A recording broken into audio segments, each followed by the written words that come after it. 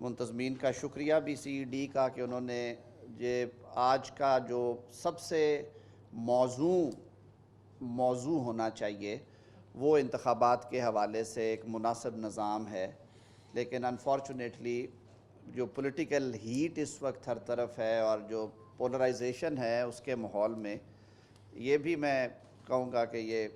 بدقسمتی ہے کہ جو سٹیک ہولڈرز ہیں پولیٹیکل پارٹیز کے حوالے سے، سٹیک ہولڈرز تو عوام ہیں جن کی انفارچونیٹلی کم سنی جاتی ہے، لیکن عوام کے نمائندے بھی اکٹھے بیٹھنے کو تیار نہیں ہیں۔ کیا بہتر ہوتا کہ اگر اسی فورم پہ آج زیادہ سیاسی نمائندگی ہوتی اور کھل کے باتیں ہوتی اور شاید کچھ نہ کچھ حل بھی ہوتا۔ تو اس ابتدائیے کے ساتھ کوشش کروں گا کہ جتنے اختصار کے ساتھ اسے ہم لوگ کنکلوژن کی طرف لے کے جائیں۔ آپ لوگوں نے بڑے تحمل سے یہ ساری باتیں کی اور سنی ہوں گی، اور میں آئی ایم بلیسڈ ان اے وے کہ مختار صاحب نے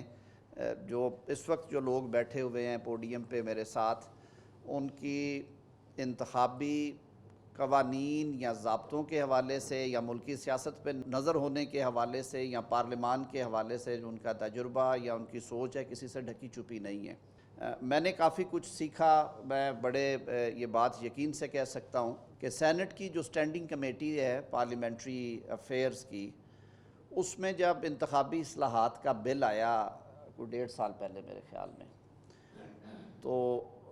لکی آئی ایم کہ اس کا رکن ہونے کی حیثیت سے مجھے جو میرے ساتھ بیٹھے لوگ تھے اس کو چیئر کرتے تاج حیدر صاحب ہیں، اور اس میں سینٹ میں میرے خیال میں تمام جماعتوں کے جو میں کہوں گا کہ لیگل وزرڈز اور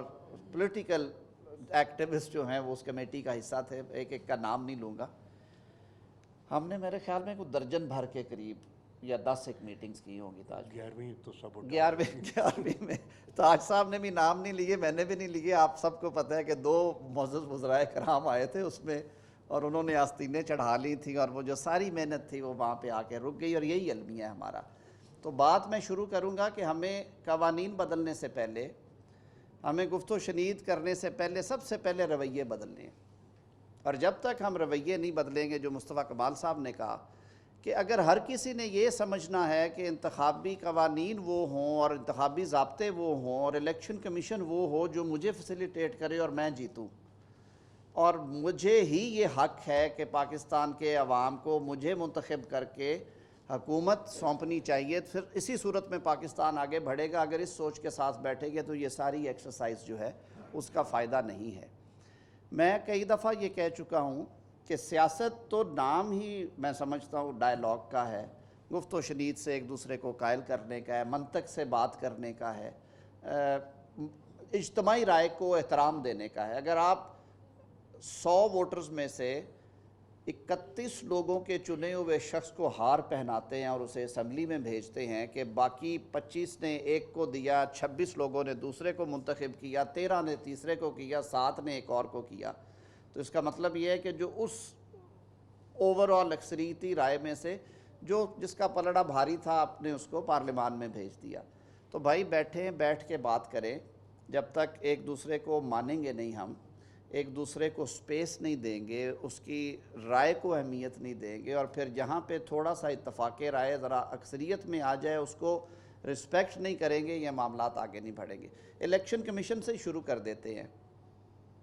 میری رائے میں ہم نے بڑا امپروو کیا اوور دی ایئرز۔ 18ویں ترمیم میں جو طریقہ کار رائج کیا گیا الیکشن کمیشن کے اراکین کو نامزد کرنے کا اور الیکشن کمیشن کو تشکیل دینے کا اور چیف الیکشن کمشنر کے حوالے میں، اور جس طرح کی بلینڈنگ اس میں آئی کہ ججز، ریٹائرڈ ججز کی بھی نمائندگی ہو، وکلاء بھی وہاں پہ آ کے بیٹھ سکتے ہیں، ٹیکنوکریٹس بھی آ سکتے ہیں بطور ممبر، ایگزیکٹو ایکسپیرینس والے D M G police officers بھی بیٹھ سکتے ہیں۔ تو واٹ ایلس وی نیڈ، اور اس میں بھی اس طرح کا طریقہ کار ہے کہ جتنی زیادہ آپ باہمی مشاورت کر کے ان کو بھیجیں۔ الیکشن کمیشن، آج کا الیکشن کمیشن اگر متنازع ہے تو میں اسٹیٹسٹکلی کم از کم اس بات کو سائنٹیفکلی تسلیم کرنے کو تیار نہیں ہوں۔ وہ ساری گفتگو سننے کے بعد اور معذرت کے ساتھ گالم گلوچ سننے کے بعد اور بے توقیری کروانے کے بعد بھی اگر پاکستان کا الیکشن کمیشن ذہن پہ بوجھ نہیں ڈالتا اور دل میں میلس نہیں لاتا اور وہ رزلٹس دے رہا ہے جس کو تمام سیاسی جماعتیں مان رہی ہیں. اگر الیکشن کمیشن اس نظریے کے ساتھ یا اس مائنڈ سیٹ کے ساتھ آج فنکشنز کر رہا ہوتا تو 17 جولائی کا رزلٹ یہ نہ دیا جاتا اور اس کے بعد ہونے والی ضمنی انتخابات کے بھی یہ نتائج نہ ہوتے. تو بھائی رویے درست کریں, ایک دوسرے کو جگہ دیں, ایک دوسرے سے بات کریں, اس کی بات سنیں, جہاں پہ ماننے والی ہے مانیں, جہاں پہ منوانے والی بات ہے منوائیں. میں نے جس کا ذکر کیا, جو سینٹ کی پارلیمانی کمیٹی تھی, آپ لوگ بھی وہاں پہ آئے, ہم نے سب کو انوائٹ کیا تھا, اسی طرح کی کھل کے گفتگو ہوتی رہی. ای وی ایمز پہ اور الیکٹرانک جو انٹرنیٹ ووٹنگ تھی, صرف 2 وہ کنٹینشیس پوائنٹس تھے جس پہ آ کے بات رکی. ای وی ایم کا بھی طریقہ تقریباً تاج حیدر صاحب نے ایک طریقہ نکال کے راضی کر لیا تھا, اور ہمیں اس عرصے میں کوئی 2 ممالک میں جا کے الیکشن آبزرورز کے طور پہ کام کرنے کا موقع ملا. ہم نے وہ بھی آ کے شیئر کیا کہ دنیا کے ترقی یافتہ ترین ممالک بھی وہ تینوں طریقے رائج کر رہے ہیں. میں نے اپنا ایکسپیرینس بتایا, میں نے کہا جی ہم وکیل ہیں, سن 2015 میں لاہور ہائی کورٹ میں ہم نے کہا کہ جی الیکشن اب مشینوں سے کرایا جائے کیونکہ گنتی میں بڑا ٹائم لگتا ہے. آپ بلیو کریں گے کہ وکلاء ہائی کورٹ کا ایک ایسا ووٹر نہیں ہے جس کی وکالت کا ایکسپیرینس 2.5 سال سے کم ہو. 2 سال 6 ماہ اس نے 16 سال تعلیم حاصل کی, اور اس کے بعد 2.5 سال اس نے ایکٹیو وکالت کی تو اس کو ہائی کورٹ کا لائسنس ملے گا. ہمیں 5 سال لگے انہیں راضی کرتے ہوئے کہ آپ مشین استعمال کر لیں. ڈیول الیکشن ہوتا رہا, جو مشین کا رزلٹ ہوتا تھا لوگوں نے 4-5 سال وہ ڈبے کھلوا کے پرچیاں نکال کے گنی. تاج صاحب والی بات, ان پرچیوں میں کبھی کبھار پلین نکل آتی تھی, کبھی کبھار کو رکا نکل آتا تھا, وہ اصل پرچی جیب میں ڈلی ہوتی تھی. یہ سارا کچھ کیا. پھر ہم نے کہا کہ پرچی بندے کو نہیں آنی چاہیے, پرچی ایک شیشے کے نیچے سے نکلے. یہ کیا ہم نے سارا, وہ اس کو پکڑ نہ سکے اور وہ سیدھا ڈبے میں چلی جائے اور وہ پڑھ لے. وہ رکتی ہے پرچی تھوڑے کوئی 20 سیکنڈ کے لیے کہ آپ اس عرصے میں پڑھ کے تسلی کر لیں آپ ہی کی پرچی. لیکن ہمیں وہ سارا کچھ کرنے میں 6 سے 7 سال لگے. اب جا کے کچھ مانے ہیں. پچھلے سال سے manual side by side election جو ہے وہ ایبولش ہوا ہے اور اب صرف مشین پہ ہوتا ہے. یعنی کہ 13-14 میں گفتگو شروع ہوئی, 15 میں پہلا پائلٹ ہوا, اس میں کوئی 30% نے مشین پہ ڈالا, 70% نے کہا کہ نہیں بھئی ہم تو پرچے پہ ڈالیں گے. اب کرتے کرتے یہی بات ہم نے کمیٹی میں کی تھی کہ اوور نائٹ چینج نہیں آئے گی, آپ جلد بازی کر رہے ہیں, یہ نہ کریں. ہمارے ہمسایہ ملک بھارت میں تاج صاحب انہوں نے کہا تھا شاید کوئی فیزز میں کرتے کرتے کوئی 22 سال لگے تھے, اور پھر الٹے ہونے شروع ہو گئے. ہم یورپ میں جہاں پہ الیکشنز دیکھ کے آئے وہاں پہ 3 چل رہے تھے. ایک پولنگ بوتھ کے اندر 3 فیسلٹیز تھی. ایک بندہ انٹرنیٹ پہ ڈال رہا تھا جو وزٹر تھا کسی اور جگہ پہ, جیسے آپ نے کہا کہ ہجرت والے لوگ, کہ وہ دوسری اسٹیٹ سے آیا ہوا تھا تو انہوں نے کہا کہ آپ کو یہ فیسلٹی ہے. ایک پرچے پہ ڈال رہے تھے جو میری طرح کے تھوڑے سے مشینوں سے ڈرنے والے تھے. تیسرے تھے وہ ای وی ایم سے بھی ڈال رہے تھے. تو میرے خیال میں یہ سارے معاملات حل تب ہوتے ہیں جب آپ آستینے نہ چڑھائیں, آپ ایک دوسرے کی رائے کو اہمیت دیں اور مل بیٹھ کے معاملہ حل. ہم نے کنسلٹنٹس کو بلایا, ان سے پوچھا, وہ جو اسپینش فرم تھی جس کو سپریم کورٹ نے اپوائنٹ کیا, انہوں نے بھی کہا جی ہو سکتا ہے لیکن یہ پرابلمز ہیں. انٹرنیٹ ووٹنگ کے اوپر نہ صرف ٹیکنیکل پرابلمز آئیں بلکہ جو ہمارے تارکین وطن ہیں, بیرون ملک پاکستانی, سمندر پار پاکستانی ہیں, ان میں سے بہت بڑی تعداد مشرق وسطیٰ میں ہے. اور میرے خیال میں یہ وہ لوگ ہیں جو کہ جڑے ہوئے ہیں کیونکہ وہ مزدوری کے سلسلے میں گئے ہوئے ہیں, ان کے پاس وہاں کی شہریت نہیں ہے, ان کے پاس وہاں پہ رائٹ آف ووٹ نہیں ہے, in like European and American Pakistanis اور آسٹریلین پاکستانیز جو کہ ڈیول نیشنلز ہیں. ان کو وہاں پہ لوکل باڈی میں ان کے پارلیمنٹ کے الیکشنز میں ووٹ کا حق ہے, وہ ڈس فرینچائز نہیں ہے. 100 بسم اللہ ان کے یہاں پہ بھی ووٹ قائم ہیں.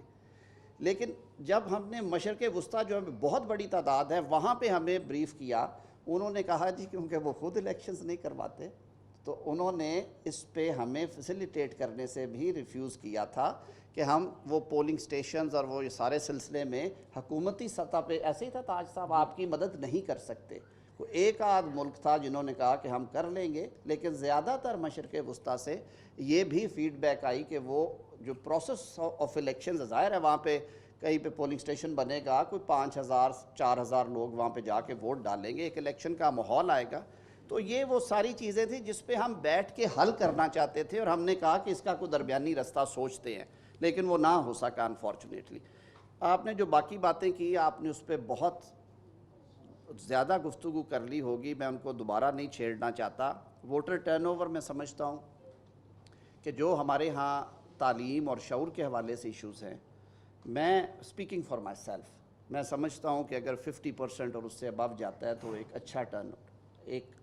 ٹرن آؤٹ ہے، برا نہیں ہے، اس کو امپروو کیا جا سکتا ہے۔ ہم لوگ جب کتاب پڑھتے ہیں تو ہم بہت آئیڈیلسٹک ہو جاتے ہیں، ہم گراؤنڈ ریالٹیز بھول جاتے ہیں۔ آج بھی آپ دیکھ لیں کہ کس کس علاقے میں انتخاب ہوتا ہے اور ووٹر کس طرح سے لایا جاتا ہے اور کس طرح وہ ووٹ ڈالتے ہیں اور ان کو کس طرح سے فیسیلیٹیٹ کیا جائے تو ہو۔ پھر الیکشن لڑنے والوں کے لیے جو آپ نے کہا، ایک چھوٹی سی بات کروں گا کہ الیکشن ایکٹ میں کئی جگہوں پہ ترامیم ہم نے سر کوئی 80% میرے خیال میں تھرو کر لی تھی، اور وہ مسودہ رہ گیا، اس لیے کہ الیکشن لاز کو امینڈ کرتے ہوئے ایک ڈر آتا ہے کہ وہ کنسنسس کے ساتھ ہونا چاہیے، تاکہ کل کو کوئی ایک بڑی جماعت اٹھ کے یہ نہ کہہ دے کہ جی میں اسے نہیں مانتا۔ تو اسی وجہ سے ہم رک گئے تھے۔ اب ہم نے کچھ اس پہ سوچ بچار حکومتی سطح پہ شروع کی ہے کہ جو کچھ الیکشن اگر ہونے ہیں تو اس سے پہلے جو کچھ دیا جا سکتا ہے جس پہ کنسنسس ہو گیا تھا، وہ چیزیں ہم ایکسیلریٹ کر کے ان کو تھرو کرنے کی کوشش کریں، اور اس کے لیے ہم تاج صاحب سے بیٹھ رہے ہیں اگلے 2-4 روز میں۔ میں نے پچھلے دنوں بھی ایک دفعہ ریکویسٹ کی تاج صاحب کو، ایک میٹنگ انہوں نے رکھی، پچھلے ایجنڈے پہ تھی، اب اس کو دوبارہ لے کے آئیں گے۔ جو بات کی 140A کے حوالے میں بالکل مانتا ہوں اس بات کو کہ حکومتی سطح پہ جو بھی سیاسی حکومت آئی ہے اس نے لوکل گورنمنٹ کو دل سے تسلیم نہیں کیا۔ 140A ہم لے تو آئے، لیکن 140A کو اپنے دل میں یا دماغ میں جگہ نہیں دی، اور اس کی مثالیں آپ پنجاب میں جو ہوا پچھلے دور میں، الیکٹڈ گورنمنٹس کو کس طرح گھر بھیجا گیا، پھر سپریم کورٹ نے انہیں بحال کیا، بحال ہونے کے بعد وہ 8 ماہ در بدر ٹھوکریں کھاتے رہے، کبھی ہائی کورٹ میں کنٹیمپٹ، کبھی سپریم کورٹ میں کنٹیمپٹ، کبھی ادھر پٹیشن کبھی ادھر پٹیشن، انہوں نے 31 دسمبر تک جوں نہیں رنگنے دی۔ ہمارے ہاں پہ بھی ہم اپنے گریبان میں بھی دیکھتے ہیں، جو اسلام آباد میں ہوا یہ مناسب نہیں تھا، جو سندھ میں اختلاف رائے آیا اور اس پہ ایشوز آئے وہ بھی مناسب نہیں تھا۔ تو میرے خیال میں پھر پہلی بات پہ جاؤں گا کہ ہمیں رویے درست کرنے کی ضرورت ہے، اور نرسری ہے، گراس روٹ لیول پہ آپ اگر اسٹرینتھن کریں گے لوکل گورنمنٹس کو، تو نہ صرف آپ کو ایک اچھی قیادت قومی سطح پہ نظر آئے گی کل کو، جس میں کوئی عوام کے لیے درد ہو، جس کو اندازہ ہو کہ میں نے سیاست کیسے کرنی ہے، اور وہ ایک ٹرینڈ کلاس ہے جو کہ پھر آپ کی مین اسٹریم پالیٹکس میں آتی ہے، اور دنیا کے بہت سارے مثالیں آپ کے ساتھ، ہمارے یہاں بھی لوکل گورنمنٹ سے کئی لوگ بہت اچھا شروع، میرے ادھر بیٹھے ہوئے بھائی میرے پاس، انہوں نے اپنا وقت گزارا، لوگ آج یاد کرتے ہیں، مثالیں دیتے ہیں، کوئی اختلاف بھی ہوگا لوگوں کو، لیکن لوکل گورنمنٹ کو تسلیم کریں گے، اس کے بغیر چارہ نہیں ہے۔ اور اس کے لیے پھر میں دوبارہ عرض کروں گا، میں ریپیٹیشن کی معذرت کے رویہ بدلنے کی ضرورت ہے۔ آج کے سب سے بڑے ٹاپک پہ آ جاتے ہیں، جس کی نشاندہی بڑی جرت کے ساتھ میں سمجھتا ہوں احمد بلال محبوب صاحب نے کر دی، کہ فتوے بھی آج کل بڑے لگتے ہیں کہ یہ بات کیوں کی جا رہی ہے، آئین میں یہ لکھا ہے تو پھر اس سے یہ کیوں۔ میں تو صرف قانون کے طالب علم کے طور پہ آن ریکارڈ یہ بات کرتا ہوں کہ آئین کو پڑھتے ہوئے ہمیں وہ ہم کہتے ہیں نا کہ ہولسٹک اپروچ ہونی چاہیے۔ میری ملک کی عدالت نے تو آرٹیکل 63 کو انٹرپریٹ کرتے ہوئے وہ پیچھے جا کے آرٹیکل 17 سے ایک چیز اٹھائی اور اس کو لا کے اس میں شامل کر دیا کہ ووٹ ڈالا تو جائے گا، گنا نہیں جائے گا۔ تو بھائی جب آپ 224 کی تشریح کرنا بیٹھے تھے تو کم از کم اس کی باقی کلازز کو بھی تو ایک نظر سے دیکھ لیں، تھوڑا سا تو ٹائم دیتے اس کو ذرا درد دل کے ساتھ دیکھتے کہ اس ملک نے کیا کیا قیمت چکائی ہے اکٹھے یکجا انتخابات نہ کروا کے اور حکومتی اثر و رسوخ سے ہٹے ہوئے انتخابات نہ کروا کے۔ 1977 کا الیکشن میں ہسٹری کے طالب علم کے طور پہ سمجھتا ہوں کہ اگر اس ٹائم پہ نگران حکومتیں ہوتی، تاج صاحب میں غلط ہو سکتا ہوں،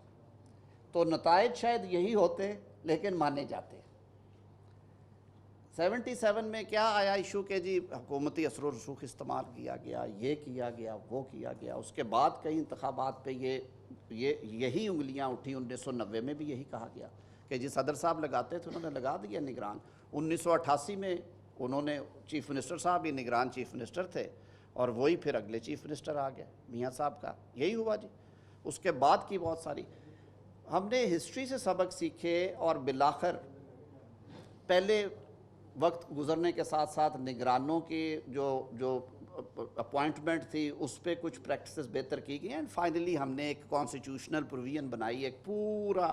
میکنزم فراہم کر دیا گیا کہ نگران ہوں گے، غیر جانبدار ہوں گے، ان کو لیڈر آف ہاؤس اور لیڈر آف اپوزیشن لگائے گا۔ پورے ملک میں اس وقت نگران سیٹ اپ ہوگا، نگران سیٹ اپ کے پھر پیرامیٹرز کہ آپ یہ کام نہیں کریں گے، یہ کریں گے۔ انتخابات کے لیے ایک ماحول فراہم کریں گے جو کہ کنجینیل کنڈیوسو ہوگا اور اس میں انتخابات ہوں گے۔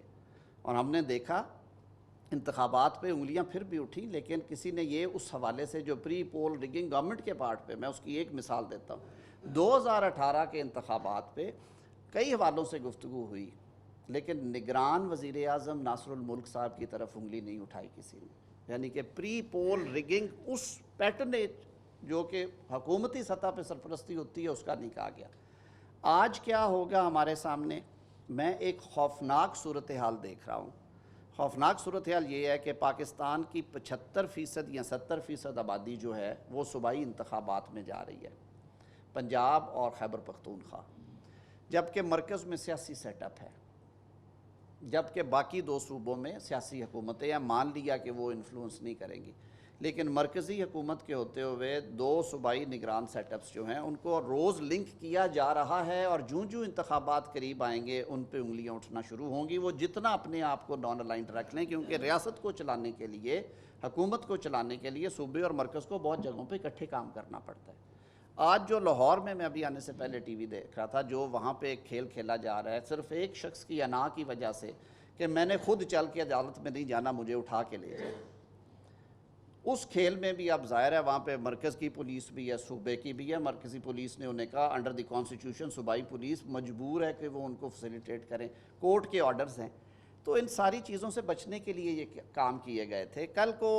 کوئی رمضان پیکیج آ رہا ہے، کل کو کوئی بجلی سستی یا سستا پیٹرول موٹر بائکس کے لیے ایک سکیم متعارف کروائی جا رہی ہے۔ کل درخواستیں آئیں گی جی یہ معطل کی جائے، یہ غریب آدمی کو یہ ریلیف نہ دیا جائے کیونکہ اس سے الیکشن پہ اثر ہوگا۔ یہ باتیں ہوتی ہیں ہمارے یہاں، آج نہیں ہیں، 10 دفعہ ہوتی ہیں، پھر پروز اینڈ کونس پروگرام اس پہ شروع ہو جاتے ہیں۔ تو کیا آپ جب آرٹیکل 224 کی ایک کلوز کو انٹرپریٹ کرتے ہیں تو آیا ہمیں اس پوری سکیم کو سامنے رکھ کے نہیں کرنا چاہیے کہ اس کے نقصانات کیا ہیں؟ ہم دوبارہ دھکیلے گئے ہیں اس سسٹم کی طرف، اور یہ ایک مستقل پرابلم شروع ہو جائے گا جو کہ ہماری انتخابی تاریخ میں ڈائریکٹ ووٹ کی میں نہیں پہلے آیا۔ یہ ایک نئی بحرانی کیفیت ہوگی کہ آنے والے تمام الیکشنز کے لیے 70% پاکستان 2 صوبائی اسمبلیاں پہلے منتخب کرے گا۔ صوبائی حکومتوں کے پاس جو اختیارات ہیں وہ اس سے آپ سب واقف ہیں، مجھے ان پہ روشنی ڈالنے کی ضرورت نہیں ہے۔ پھر جب پاکستان کی سب سے بڑی پارلیمان منتخب ہوگی جو کہ پاکستان بھر کی نمائندگی کرے گی، اس پہ پھر انگلیاں اٹھیں گی کہ پنجاب بڑا بھائی تھا، وہاں پہ جس کی حکومت تھی اس نے حکومت چھین لیا چھوٹے صوبوں سے، وہاں سے اس نے میجورٹی لی ہے اپنی مائٹ پہ، اپنے زور بازو پہ، اپنے ڈنڈے پہ۔ تو خدا کے لیے آج بھی وقت ہے، میری عدالت کے لیے بھی یہ سوالیہ نشان ہے، وہ بھی اس کو کنسیڈر کریں، الیکشن کمیشن کے لیے بھی، اور سب سے بڑھ کے سیاسی جماعتوں کے لیے کہ ہم لوگ ضد چھوڑ کے، انا چھوڑ کے بیٹھیں تو صحیح ایک جگہ پہ، اور عوام کو یہ میسج دیں کہ ہم اس سسٹم کے ساتھ مخلص ہیں، ہم دیانتداری کے ساتھ آگے بڑھنا چاہتے ہیں، اور رستے کی رکاوٹیں دور ہو جاتی ہوتی ہیں، کوئی تھوڑا پیچھے آ جائے گا، کوئی تھوڑا آگے چلا جائے گا، لیکن میں سمجھتا ہوں کہ پاکستان میں ٹرانسپیرنٹ یعنی شفاف،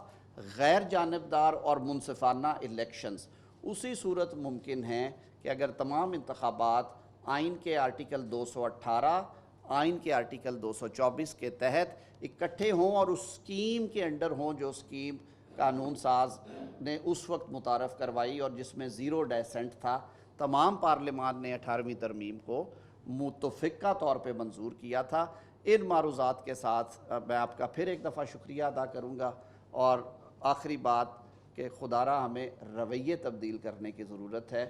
ہمیں سب کو اکٹھے بیٹھ کے اس گاڑی کو آگے چلانا ہے، ورنہ یہ گاڑی نہیں چلے گی۔ بہت شکریہ۔